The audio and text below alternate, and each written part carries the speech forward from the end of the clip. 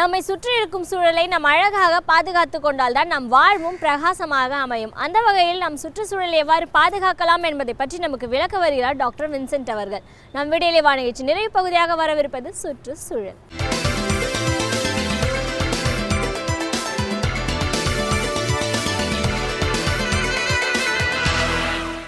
உலக ஐக்கிய நாடுகள் நவம்பர் மாதத்தை சுற்றுச்சூழல் விழிப்புணர்வு மாதமாக அறிவித்திருக்கிறது. அதற்கு பல காரணங்கள் இருக்கிறது. ஏனென்றால் நவம்பர் மாதத்தில் சீதோஷ்ண நிலைகள் மாறுகிறது. அதோடு அந்த மாதத்தில் ஏற்படுகிற சில நிகழ்வுகள் சுற்றுச்சூழலுக்கு உகந்ததாகவும் அதே நேரத்தில் எதிராகவும் இருக்கக்கூடிய ஒரு வாய்ப்பு இருப்பதனால் உலக ஐக்கிய நாடுகள் நவம்பர் மாதத்தை சுற்றுச்சூழல் விழிப்புணர்வு மாதமாக அறிவித்திருக்கிறது. அதன் அடிப்படையில் பார்க்கிற பொழுது சுற்றுச்சூழல் விழிப்புணர்வு இன்றைக்கு எந்த அளவிற்கு மக்களுக்கு சென்றடைகிறது என்ற ஒரு திறனாய்வும் செய்ய வேண்டும் என்ற ஒரு வேண்டுகோளை கொடுக்கின்றது. பொதுவாக ஒரு நாட்டு மக்கள் விழிப்புணர்வு பெற்றவர்களாக இருக்கிற பொழுது அங்கே தீர்வுகள் எளிதாக வந்துவிடும், அல்லது பிரச்சனைகளே அங்கே ஒரு முக்கியத்துவம் பெற்றக்கூடியதாக இருக்கிறது. ஆனால் தான் இந்த விழிப்புணர்வு என்ற அந்த முயற்சி இப்பொழுது அனைத்து நிலையிலும் ஏற்படுத்தப்பட்டு கொண்டிருக்கிறது. அதன் அடிப்படையில் தான் இந்த சுற்றுச்சூழல் பிரச்சனைகளை பற்றி ஆராய்வதோடு இல்லாமல், ஏற்கனவே சுற்றுச்சூழல் தினம் கொண்டாடுகிறோம், ஆனால் அதையும் தாண்டி இந்த விழிப்புணர்வு என்பது ஒரு பெரிய மாற்றத்தை தரும் என்பதற்காகத்தான் இன்றைக்கி உலக ஐக்கிய நாடுகள் இந்த நாளை கொண்டாட, இந்த மாதத்தை ஒரு சுற்றுச்சூழல் விழிப்புணர்வு மாதமாக கொண்டாடி கொண்டிருக்கிறது. அதிலும் இன்றைக்கு உலக ரீதியாக பார்க்கிற பொழுது 30-35 விழுக்காடு இளைஞர்கள் இருக்கிறார்கள். இந்த செய்தி இளைஞர்கள் மத்தியில் போக வேண்டும் என்பதற்காகத்தான் உலக ஐக்கிய நாடுகள் இந்த முயற்சியில் இளைஞர்களை அதிகமாக ஈடுபடுத்த வேண்டும் என்று சொல்லியிருக்கிறது. ஆனால் தான் இன்றைக்கு ஒரு மாற்றம் என்னவென்று கேட்டால், 1வது வகுப்பு படிக்கின்ற மாணவனிலிருந்து கல்லூரிக்கு செல்கிற மாணவர்கள் மட்டுமல்லாமல் இந்த நான் கவர்மெண்டல் ஆர்கனைசேஷன் என்று சொல்லப்படுகிற அந்த தனியார் நிறுவனங்களும் இந்த முயற்சியில் ஈடுபட்டு இளைஞர்களுக்கு இந்த சுற்றுச்சூழல் முக்கியத்துவத்தை உணர்த்த வேண்டும் என்ற ஒரு சூழலை தந்திருக்கிறது.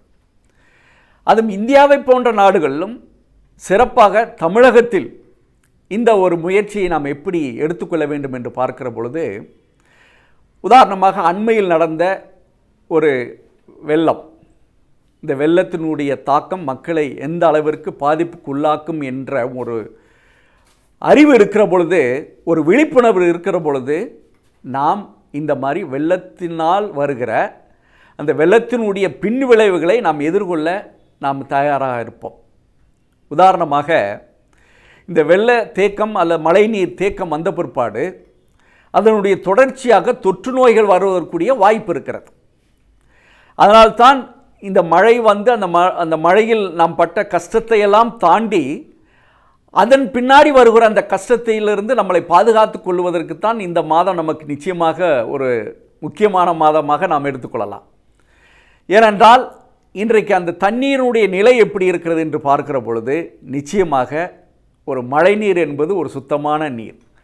ஆனால் இன்றைக்கு அது தேங்கி இருக்கிற நிலையும் அதில் சாக்கடையும் கலந்திருக்கின்ற இந்த சூழலையும் பார்க்கிற பொழுது பல நோய்கள் நாம் வருவதற்கு, நாம் எதிர்கொள்வதற்கு நாம் தயாரிக்க வேண்டும் என்பதை அந்த விழிப்புணர்வை நாம் பெற்றாக வேண்டும்.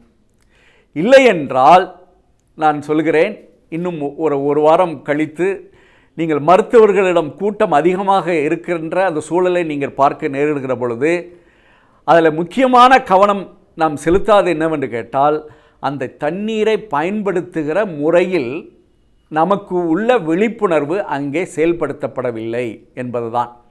ஆனால் தான் இன்று முதல் மக்கள் செய்ய வேண்டிய விஷயம் என்னவென்று கேட்டால், அதுவும் சிறப்பாக இந்த சுற்றுச்சூழல் விழிப்புணர்வு மாதத்தில் முக்கியமாக செய்ய வேண்டியது என்று கேட்டால், தண்ணீரை காய்த்து குடிக்க வேண்டிய அந்த விழிப்புணர்வு முதலில் தேவை.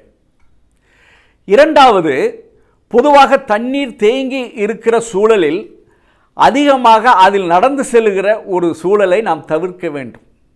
ஏன்னா நிறைய நேரங்கள் தண்ணீரை பார்த்தோன்னா அதில் விளையாட வேண்டிய ஒரு மனநிலை கூட நமக்கு இருக்கும். ஆனால் இன்றைக்கு கூட தண்ணீர் அப்படி அல்ல, பல கிருமிகள் இருக்கிறது. அதுவும் சிறப்பாக எலிக்காய்ச்சல் என்று சொல்லப்படுகிற அந்த லெப்டோஸ்பைரோசிஸ் என்று சொல்லப்படுகிற அந்த நோய், அந்த தரம் அற்ற தண்ணீரில் நம்முடைய கால்களை வைக்கின்ற பொழுது அந்த லெப்டோஸ்பைரோசிஸ் என்று சொல்லப்படுகிற அந்த கிருமி நம் உடம்பில் சென்று பல நோய்களை உருவாக்குவதற்கு வாய்ப்பாக இருக்கிறது. அதோடு இந்த மாதிரி நீர் நிலையில் உள்ள தண்ணீர் நன்னீரில் கலக்கிற பொழுது நமக்கு டைஃபாய்டு நோய் வருவதற்கு வாய்ப்பு அதிகமாக இருக்கிறது. அதனால்தான் இந்த மாதத்தில் நாம் ஒரு முயற்சி ஈடுபட வேண்டும் என்பதை நான் வேண்டுகோளாக கொடுக்கின்றேன். இந்த சுற்றுச்சூழல் விழிப்புணர்வு மாதத்தில் இந்த வெள்ளத்திற்கு அடுத்தாப்பில் ஏற்பட்டிருக்கிற இந்த சூழ்நிலையில் மக்கள் தங்களை பாதுகாத்து கொள்கிற அந்த முயற்சியில் ஈடுபட வேண்டும். அடுத்து, சுற்றுச்சூழலுக்கு எதிரான பிரச்சனைகளை உள்ளடக்கிய ஒரு கையேடு இப்பொழுது தயாராகி கொண்டிருக்கிறது. ஆனால்தான் இன்றைக்கி ஊடகங்களோ அல்லது செய்தித்தாள் நிறுவனங்களோ அல்லது மக்களோ அல்லது தனிநபரோ இந்த சுற்றுச்சூழலுக்கு எதிரான சில பிரச்சனைகளை பற்றி தெரிந்து கொள்கிற கூறிய அளவில் இந்த டேட்டா பேஸ் என்று சொல்லப்படுகிற ஒரு சூழலை நாம் உருவாக்க வேண்டும். அதனால் தான் இன்றைக்கி அரசு கூட அந்த முயற்சி ஈடுபட்டு கொண்டிருக்கிறது. சுற்றுச்சூழலுக்கு எதிரான பிரச்சனைகள் என்ன அல்லது சுற்றுச்சூழலுக்கு எதிரான விஷயங்கள் என்ன என்பதை சுட்டிக்காட்டுகிற அளவிற்கு ஒரு டேட்டா பேஸ் தயாரிக்கின்ற அந்த உத்தியில் அதை பயன்படுத்துகிற வகையில் இன்றைக்கு ஒரு சூழலை உருவாக்கி கொண்டிருக்கிறோம். எல்லாத்திற்கும் மேலாக நான் ஏற்கனவே குறிப்பிட்டது போல, ஒரு மரம் நம்முடைய சுற்றுச்சூழலிலிருந்து எடுக்கின்ற பொழுது அதை சமம் செய்வதற்கு கிட்டத்தட்ட ஒரு 50 மரக்கன்றுகளை நடுகிற பழக்கத்தை நாம் உருவாக்கி கொள்ள வேண்டும். ஏனென்றால் இன்றைக்கு மரம் என்பது தான் இன்றைக்கு ஒரு சுற்றுச்சூழலினுடைய ஒரு அச்சாணியாக இருந்து கொண்டிருக்கிறது. நம்முடைய சுற்றுச்சூழலை பாதுகாக்கக்கூடிய ஒரு பெரிய காரணியாக இருந்து கொண்டிருக்கிறது. ஆனால் தான் ஒரு மரம் நம்முடைய சுற்றுச்சூழலிலிருந்து நகர்கிற பொழுது அதை ஈடுகட்டுகிற வகையில், அதை சமன் பண்ணுகிற வகையில் ஒரு 50 மரக்கன்றுகளை நடுவதற்கு நாம் தயாராக வேண்டும். ஆனால் எல்லாற்றுக்கும் மேலாக குழந்தைகள் இயற்கையை நேசிப்பவர்களாக உருவாக வேண்டும். அது சிறப்பாக இந்த மாதத்தினுடைய மிக முக்கியமான குறிக்கோள் என்னவென்று கேட்டால், இந்த மாதத்தில் குழந்தைகள் இந்த சுற்றுச்சூழலை பற்றிய அனைத்து விஷயமான செய்திகளையும் தெரிந்து கொண்டதோடு இல்லாமல் அவர்கள் அந்த சுற்றுச்சூழலினுடைய பாதுகாவலர்களாக தங்களை உருவாக்கி கொள்கிற, இந்த சுற்றுச்சூழலை நேசிக்கிறவர்களாக அவர்கள் தங்களை மாற்றிக்கொள்ள வேண்டும் என்பதற்காகத்தான் இந்த ஒரு வாய்ப்பு தரப்பட்டிருக்கிறது.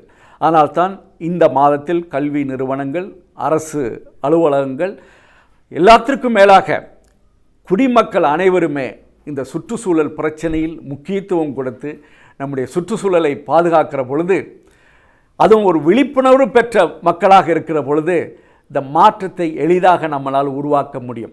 ஆனால் பல நேரங்களில் நம்முடைய அறியாமை தான் பல இன்னல்களுக்கு காரணமாக அமைந்துகிறது. ஆனால் தான் இந்த சுற்றுச்சூழல் விழிப்புணர்வு மாதத்தில் பல வகையான சுற்றுச்சூழல் பிரச்சனைகளை பற்றி நாம் ஆராய வேண்டும். அதுவும் சிறப்பாக ஊடகங்கள் இந்த மாதத்தில் இந்த சுற்றுச்சூழல் பிரச்சனைகளை அதிகமாக விவாதித்து அதுக்கு ஒரு தீர்வு காணுகிற ஒரு உத்தியும் அவர் உருவாக்கி தருகிற பொழுது நிச்சயமாக இதனால் நம்முடைய மக்களும் விழிப்புணர்வு பெற்று தங்களை பாதுகாத்து கொள்கிற ஒரு வழிமுறை ஏற்படும்.